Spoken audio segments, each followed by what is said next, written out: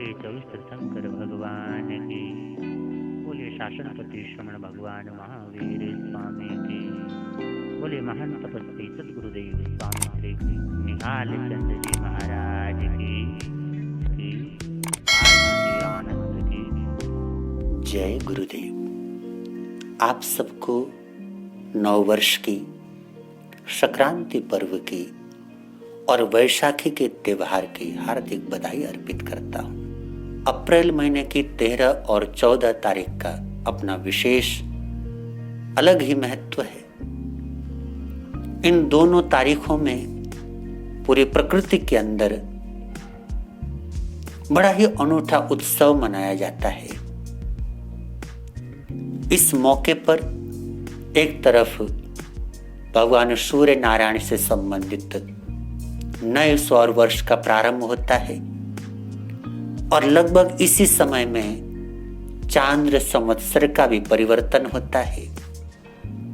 और विशेष करके हमारे पंजाब, हरियाणा इत्यादि क्षेत्रों में नए फसल की कटाई को लेकर के उत्सव मनाया जाता है, जिसे वैशाखी का त्योहार कहकर के पुकारा गया है। ऐसे विभिन्न प्रकार के उत्सवों को अपने में समेटने वाला ये महा उत्सव, संक्रांति का ये महापर्व, इसकी हार्दिक बधाई के साथ चलिए आज हम प्रारंभ करते हैं। इस मेष की संक्रांति का क्या महत्व है, कौन सा वर्ष प्रारंभ हो रहा है और कौन कौन से मंत्रों का जाप करके हम इस समय का लाभ उठा सकते हैं, इन सब बातों की चर्चा करते हैं। सबसे पहले बात करें संक्रांति पर्व की। इससे पहले भी आप सभी सुन चुके हैं कि संक्रांति का संबंध भगवान सूर्य नारायण के साथ है। सूर्य देव 1 महीने तक एक राशि में विराजमान होते हैं और 1 महीने के बाद अगली राशि में प्रस्थान कर जाते हैं। 12 राशियां हैं। इस प्रकार एक राशि में 1 महीने का विश्राम करते करते 1 वर्ष में वो 12 राशियों का परिभ्रमण परिपूर्ण कर लेते हैं। मेष राशि प्रथम राशि है और मीन अंतिम राशि है। आज से अर्थात अप्रैल के महीने से भगवान सूर्य नारायण मीन राशि का प्रवास परिपूर्ण करके मेष राशि में प्रविष्ट हो जाते हैं। इसलिए इसको मेष की संक्रांति, नए वर्ष की संक्रांति इत्यादि कह करके बड़े हर्षोल्लास के साथ पुकारा जाता है, मनाया जाता है। भगवान सूर्य नारायण का संक्रमण इस संक्रांति का जनक है और सूर्य की संक्रांति के अर्थात सूर्य के संक्रमण के काल का प्रभाव पूरे ब्रह्मांड पर होता है, इस चराचर जगत पर होता है और हम सब भी इससे अछूते नहीं रहते, इसलिए उसका प्रभाव हम सभी पर पड़ता है। वैसे तो सूर्य देव का मेष राशि में आगमन एक बहुत महत्वपूर्ण उत्सव है। वो इसलिए है कि मेष राशि के जो अधिपति हैं वो मंगल देव हैं और मंगल देव सूर्य के मित्र हैं। तो एक प्रकार से सूर्य देव अपने मित्र के घर में पधार रहे हैं, मित्र की राशि में आ रहे हैं। तो मंगल की राशि में उनका आगमन शुभ माना गया है। ज्योतिष शास्त्र में सूर्य और मंगल दोनों को तेजस्वी ग्रह माना गया है। दोनों उग्र हैं, तीव्र हैं, इसलिए उन दोनों को क्रूर ग्रह कह करके पुकारा गया है। क्रूर का मतलब बुरा नहीं समझना चाहिए। क्रूर का अर्थ है इतने तेजस्वी हैं, इतने ताकतवर हैं, दोनों का बल मिल जाए तो कुछ का कुछ हो जाए। तो सूर्य और मंगल इन दोनों का संयोग आदमी को अत्यंत ताकतवर, अत्यंत उग्र बना सकता है। जिन लोगों की कुंडली में सूर्य भी बलवान हो और मंगल भी बलवान हो, ऐसे लोग किसी के वश में नहीं आते। ऐसे लोग बड़े ही तेजस्वी होते हैं और ऐसे लोगों का प्रभाव उनके आसपास के प्रत्येक व्यक्ति के ऊपर पड़ता है। सूर्य भी तेजस्वी ग्रह है और मंगल भी उग्र ग्रह है। दोनों की युति आदमी को अत्यंत तेजस्वी बना देती है, अत्यंत बलशाली और हिम्मत वाला बना देती है। और आज की जो संक्रांति है, इसके साथ एक और बात महत्वपूर्ण जुड़ जाती है। आज से जो नया वर्ष विक्रम संवत 2078 प्रारंभ हो रहा है, इसका नाम है राक्षस संवत्सर।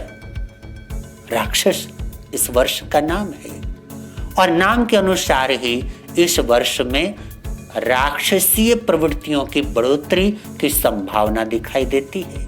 और ऐसा इसलिए भी नजर आता है कि इस राक्षस नामक संवत्सर 2078 का राजा मंगल है और मंत्री भी मंगल है। राजा और मंत्री दोनों पद मंगल को प्राप्त हो गए हैं।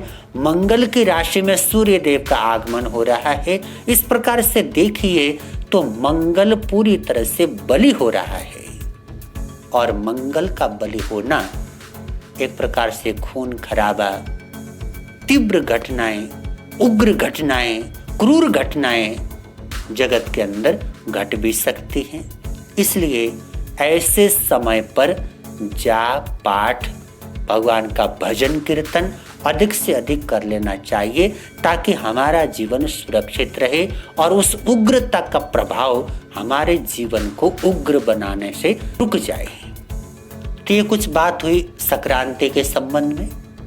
अब बात करते हैं कि संक्रांति किस समय है। संक्रांति का जो काल इस वर्ष निर्धारित किया गया है वो 13 अप्रैल की रात्रि को 2:31 में संक्रांति का काल है। अर्थात 13 अप्रैल की रात्रि को 2:31 में भगवान सूर्य नारायण मीन राशि का अपना प्रवास परिपूर्ण करके मेष राशि में प्रवेश कर जाएंगे। इस दृष्टि से देखिए तो अगले दिन सूर्य उदय से पहले घटने वाली तमाम घटनाओं को भारतीय ज्योतिष के अनुसार पहले दिन की मानी जाती है। इस अपेक्षा से संक्रांति 13 अप्रैल की मानी जाएगी। और 13 अप्रैल के मानने के बावजूद जो भी हम लोग संक्रांति से संबंधित जाप पाठ आदि कर पाएंगे वो 14 अप्रैल को ही कर पाएंगे, क्योंकि 13 अप्रैल को सारा का सारा दिन सूर्य नारायण मीन राशि के अंदर ही है। और मीन राशि में सूर्य नारायण का जो प्रवास है वो एक प्रकार से खर मास का प्रवास है और खर मास के प्रवास को बहुत शुभ नहीं माना गया है। हालांकि आज से चैत्र नवरात्र भी प्रारंभ हो चुके हैं, तो 13 अप्रैल का दिन चैत्र नवरात्र के प्रारंभ होने से शुभ ही माना गया है। लेकिन संक्रांति के काल को देख करके उसके अनुसार अगर हम बात करें तो संक्रांति से जुड़े हुए जाप पाठ और उससे संबंधित जो भी हम लोग आयोजन करते हैं वो 14 अप्रैल से ही करना उचित है। इसलिए 14 अप्रैल बुधवार के दिन प्रातः सुबह उठने के बाद स्नान आदि से निवृत्त होकर के आप भगवान सूर्य नारायण का स्मरण करें, मंगल देव का जाप पाठ करें। और ये बात ध्यान रखें कि मंगल देव के ऊपर जिनका अनुशासन चलता है वो हनुमान जी हैं। तो मंगल देव को या मंगल ग्रह को आप अपने कंट्रोल में करना चाहते हैं तो हनुमान जी का जाप पाठ करें, उनका भजन कीर्तन करें। हनुमान जी को आप प्रसन्न करेंगे तो मंगल आपका कुछ बिगाड़ नहीं पाएगा। इस बात का ध्यान रखें। जो लोग संक्रांति का जाप प्रत्येक महीने करते हैं और आज से इस महीने भी करना चाहते हैं, उनके लिए मैं संक्रांति का जाप बता रहा हूँ। 14 अप्रैल से लेकर के आगे अगली संक्रांति तक आपको जाप करना है। ओम श्री हनुमतये नमः, ओम नमो सिद्धाणम। ओम श्री हनुमतये नमः, ओम नमो सिद्धाणम। ओम श्री हनुमतये नमः, ओम नमो सिद्धाणम। इस मंत्र का आपको अधिक से अधिक जाप करना चाहिए। कम से कम 1 माला प्रतिदिन अवश्य करनी चाहिए। और जो मेष राशि वाले हैं उनको तो अवश्य ये जाप कर ही लेना चाहिए। ये जो संक्रांति का समय है, एक संयोग ऐसा बन पड़ा इस वर्ष कि जहां सूर्य से जुड़ा हुआ सौर वर्ष और चंद्रमा से जुड़ा हुआ चांद्र वर्ष अर्थात सूर्य संवत्सर और चांद्र संवत्सर दोनों का परिवर्तन एक ही समय हो रहा है। और इस चैत्र शुक्ला प्रतिपदा के साथ ही जो चैत्र नवरात्र प्रारंभ हो रहे हैं उसके साथ चैत्र संवत्सर जो विक्रम संवत्सर 2078 है इसका प्रारंभ हो रहा है। उसकी बहुत बहुत मंगल कामनाएं सद्भावनाएं आपके लिए करता हूं। और साथ ही 13 अप्रैल के रात्रि को जो सूर्य देव की संक्रांति का पर्व पड़ रहा है और संक्रांति मेष की संक्रांति, वैशाख महीने की संक्रांति और सौर वर्ष के अनुसार वैशाख का महीना प्रारंभ होने से एक प्रकार से 13 अप्रैल को ही वो घटना मानी जा रही है। तो एक साथ में सौर वर्ष की संक्रांति और एक साथ में चांद्र वर्ष की संक्रांति, दोनों संक्रांतियां एक साथ पड़ गई हैं। ये बड़ा शुभ समय है। उसकी बहुत बहुत मंगल कामनाएं सद्भावनाएं आप सबके लिए करता हूं। इसके साथ ही 13 अप्रैल को ही हरिद्वार में कुंभ मेले का अर्थात कुंभ पर्व का आयोजन संपन्न हो रहा है। उसके भी आप सबको हार्दिक बधाई देता हूं। और एक और बहुत महत्वपूर्ण बात इस 13 अप्रैल के साथ जुड़ी हुई है, वो है बैसाखी का त्योहार, बैसाखी का पर्व। बैसाखी का जो पर्व है वो रवि की फसल से संबंधित है।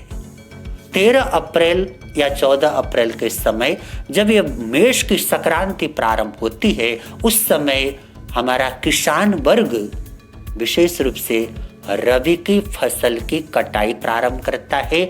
और कटाई प्रारंभ करते समय उत्सव मना करके खुशी के साथ भगवान का धन्यवाद करते हुए, अहोभाव करते हुए, भगवान के प्रति कृतज्ञता प्रकट करते हुए इस मौके को त्योहार के रूप में मनाया जाता है।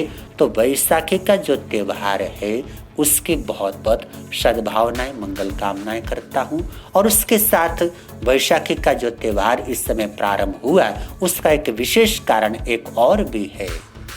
सिख धर्म के 10वें गुरु गोविंद सिंह जी ने 13 अप्रैल 1699 को खालसा पंथ की स्थापना की थी। खालसा पंथ का प्रारंभ किया था और खालसा पंथ को धर्म की रक्षा करने वाला और लोगों की भलाई करने वाला उद्देश्य लेकर के प्रारंभ किया गया था। और इस वजह से भी बैसाखी का त्योहार मनाने की परंपरा सिख समाज में विशेष रूप से अधिक दिखाई देती है।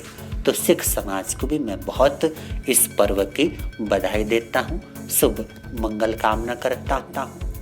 सदियों पहले एक बहुत बड़े ऋषि हुए जिनका नाम भगीरथी मुनि था।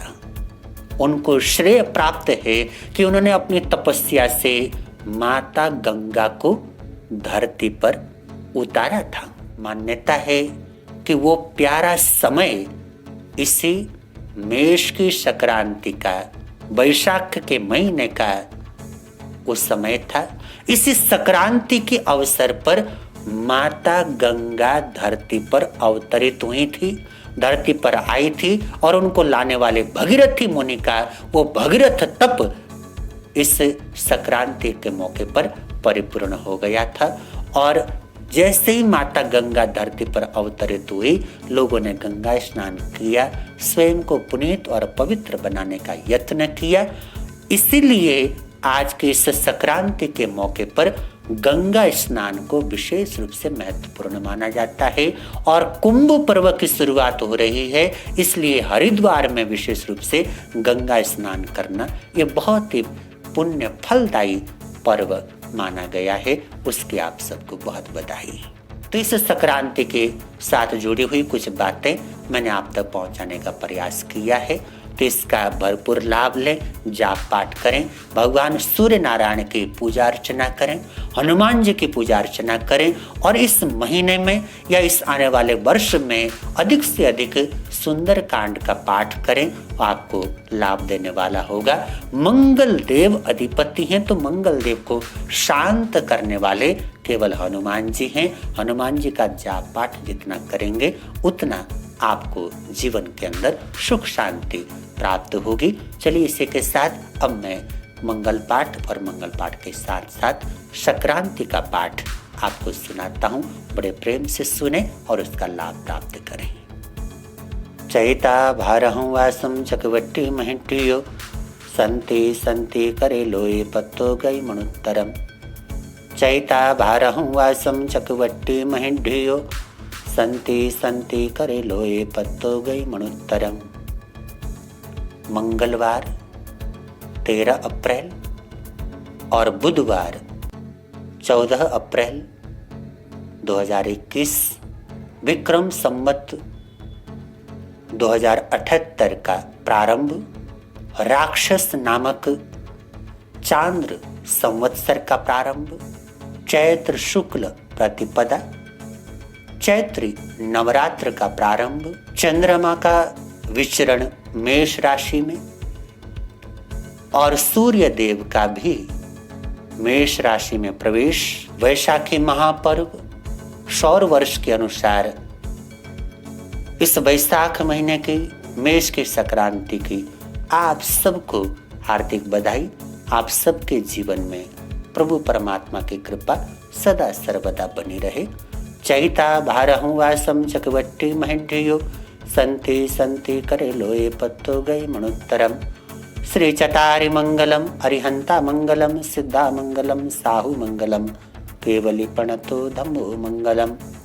चतारि लघुत्तमा अरिहंता लघुत्तमा सिद्धा लघुत्तमा साहु लघुत्तमा केवली प्रणतो धम्मो लघुत्तमो। चतारि शरणं पवज्जामि अरिहन्ते शरणं पवज्जामि सिद्धे शरणं पवज्जामि साहु शरणं पवज्जामि केवली प्रणतं धम्मं शरणं पवज्जामि। ये 4 शरण दुख हरण सुख करने आनंद करने और न शरणा कोई होगा। जो भव्य प्राणी करे आराधन उसका अजर अमर पद होगा, उसका सदा ही मंगल होगा। जय गुरुदेव। गुरुवर के हर वचन पर